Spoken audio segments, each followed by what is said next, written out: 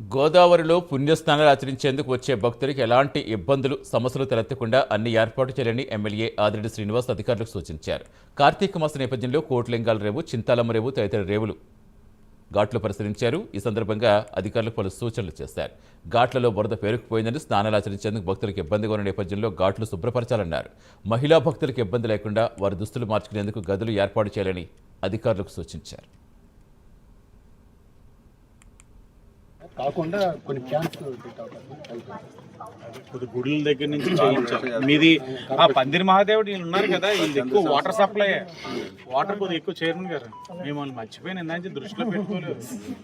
మీది గట్టిగా లాగాలి, మీరు చాలా హై ఫండింగ్, వాటర్ మజ్జిగ గట్టిగా పెట్టాలి.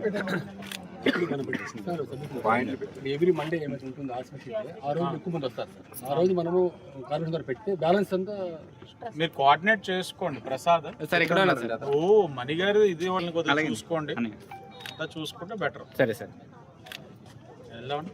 ఇప్పుడు కాకుండా కొన్ని క్యాంప్స్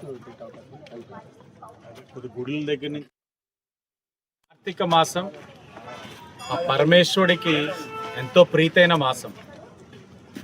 కార్తీక మాసం నాడు ఉపవాసాలతో ఉంటూ పొద్దున్నే ఈ పుణ్యస్నానాలు చేయడానికి భక్తులు అధిక శాతం చుట్టుపక్కల గ్రామాల నుంచి కానీ మన నియోజకవర్గంలో కానీ తరలి రావడం అనేది జరిగే కార్యక్రమం, ఆనవాయితీగా జరుగుతున్న కార్యక్రమం.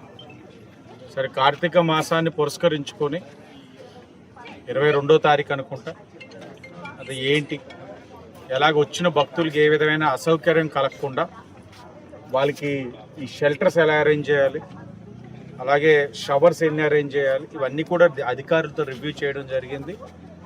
భక్తుల యొక్క ఏదైతే తాకిడిని దృష్టిలో పెట్టుకొని గత 2-3 సంవత్సరాలుగా జరుగుతున్న విధానాన్ని కూడా దృష్టిలో పెట్టుకొని ప్రస్తుత ప్రభుత్వం పైన ప్రజలకున్న అధిక విశ్వాసం, సనాతన ధర్మం పైన ఉన్న నమ్మకంతో, అధిక విశ్వాసంతో ఈ ప్రభుత్వం పైన అధిక భక్తులు వచ్చే అవకాశాలు కూడా ఉన్నాయి.